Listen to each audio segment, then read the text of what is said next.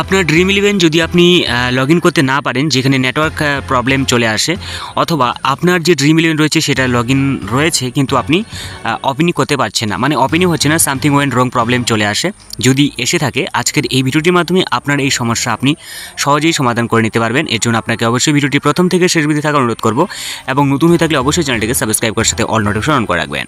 আপনার যে মোবাইলের সেটিংস রয়েছে আপনি সেটিংস ওপেন করে নেওয়ার পর কানেকশন অপশনে ক্লিক করে নেবেন।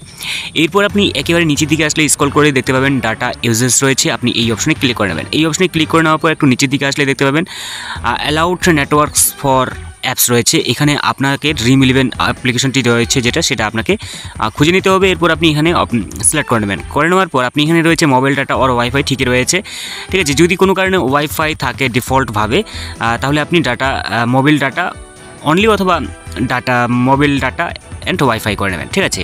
তো এরপর সমস্যার সমাধান না হলে অ্যাপসে চলে আসবেন। আসার পর এখান থেকে আপনার ড্রিম ইলেভেন অ্যাপ্লিকেশনটি খুঁজে নেবেন। খুঁজে নেওয়ার পর আপনি ড্রিম ইলেভেন অ্যাপ্লিকেশনটির মধ্যে ক্লিক করে নেবেন, মানে ওপেন করে নেওয়ার পর আপনি এখানে দেখতে পাবেন একটু নিচের দিকে আসলে দেখতে পাবেন একটা অপশন রয়েছে যেখানে রয়েছে স্টোরেজ। তো আপনি স্টোরেজ অপশনে ক্লিক করে নেওয়ার পর আপনি ক্লিয়ার ক্যাচ অথবা ক্লিয়ার ডাটা করে নেবেন, ঠিক আছে। একেবারে ক্লিয়ার ডাটা করে নেওয়ার পর আপনি ডিলিট অপশনে ক্লিক করে নেবেন। এরপর নতুন করে আপনাকে যে ড্রিম ইলেভেন রয়েছে সেটাকে আপনাকে ওপেন করে নিতে হবে।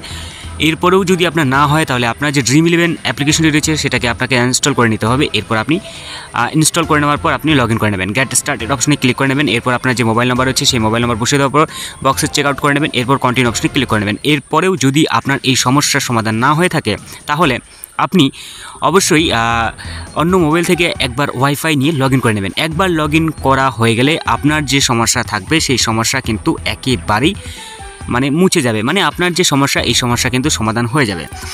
তো এইভাবে সহজেই আপনি আপনার ড্রিম ইলেভেন যে প্রবলেম থাকবে নেটওয়ার্ক এরর, সেটা আপনি সহজেই সমাধান করে নিতে পারবেন। তো আপনি দেখতেই পাচ্ছেন এখানে আমার যে প্রবলেম ছিল সেই প্রবলেম কিন্তু আর এখন নেই, ঠিক আছে। দেখা হচ্ছে পরবর্তী নতুন একটা ভিডিওতে। ভালো থাকবেন, সুস্থ থাকবেন, বাই বাই।